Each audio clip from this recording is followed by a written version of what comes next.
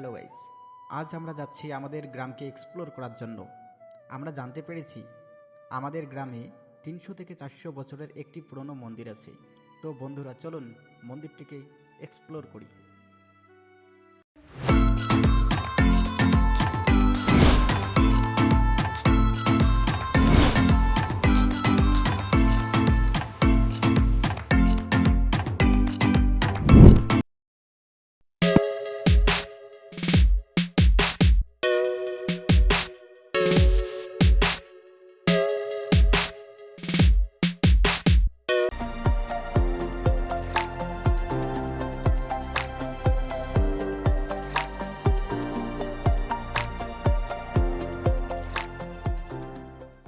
ভাবুন তো, 300 থেকে 400 বছরের পুরানো একটি মন্দির, যাকে পুরোপুরি গ্রাস করে নিয়েছে প্রকৃতির শেকড়।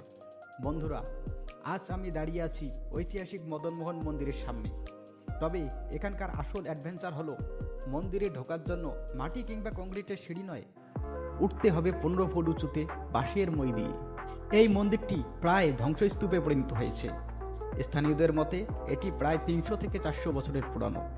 এক সময় এখানে ধুমধাম করে পুজো হতো, কিন্তু আজ দেখুন কালের নিয়মে মন্দিরটি প্রায় ভেঙে পড়ার মুখে। অশ্বত্থ গাছের শিকড়গুলো যেন এখন জরাজীর্ণ এই কাঠামোকে কোনো মতো ধরে রেখেছে। বন্ধুরা, মন্দিরের মূল অংশে বা গর্ভগৃহে যাবার জন্য কোনো সাধারণ রাস্তা নেই। একমাত্র উপায় এই নড়বড়ে বাঁশের মই। প্রায় 15 ফুট উঁচুতে উঠতে হবে আমাদের। সত্যি বলতে বুকটা একটু ধরফর করছে, কারণ দেওয়াল খুবই দুর্বল। অবশেষে আমরা এখন 15 ফুট উপরে। এখান থেকে ভিউটা দেখুন। সত্যিই অবিশ্বাস্য। ভাবতেই অবাক লাগছে একসময় মানুষ এখানে ভক্তি সহকারে আসতো।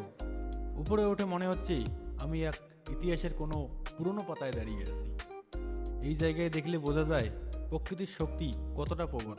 দেখুন কিভাবে বিশাল সব গাছের শিকড় মন্দিরটিকে অক্টোপাসের মতো জড়িয়ে ধরেছে। মনে হচ্ছে গাছগুলো এখন এই মন্দিরের কঙ্কাল হয়ে দাঁড়িয়ে আছে।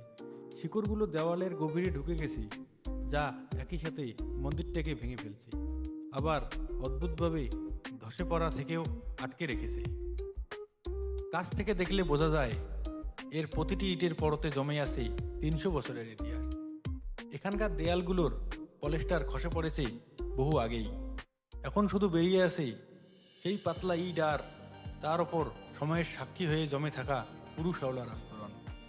মন্দিরটিকে ঘিরে রেখেছে এক বুনো পরিবেশ।